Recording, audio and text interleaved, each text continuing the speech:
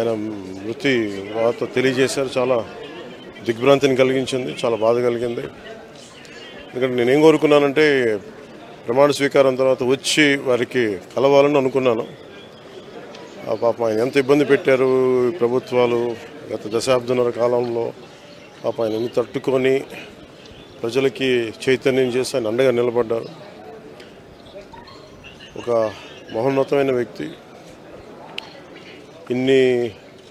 ఇప్పుడు ఆంధ్రప్రదేశ్లో కానీ భారతదేశంలో ఎక్కడైనా సరే, ముఖ్యంగా ఆంధ్రప్రదేశ్ తెలంగాణకు సంబంధించి తెలుగు రాష్ట్రాల్లో ఏ జర్నలిస్ట్ ఉన్నా అది ఈనాడు స్కూల్ ఆఫ్ జర్నలిజం నుంచి వచ్చే రూట్స్ దానికి ఉంటాయి.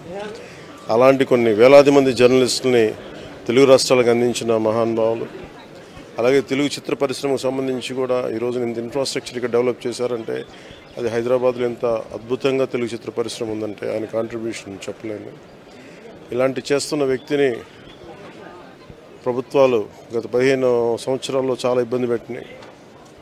వాటన్నిటినీ తట్టుకొని ఆయన్ని ఇబ్బంది పెట్టిన ప్రభుత్వాలు ఈరోజు లేవు.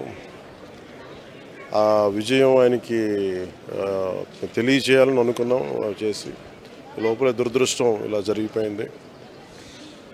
వారి కుటుంబానికి, ప్రతి ఒక్కరి కుటుంబ సభ్యులకి, అలాగే ఈనాడు గ్రూప్ ఆఫ్ కంపెనీస్ వారందరికీ కూడా నా జనసేన తరపు నుంచి, నా తరపు నుంచి వారికి నా సంతాపం తెలియజేస్తాను.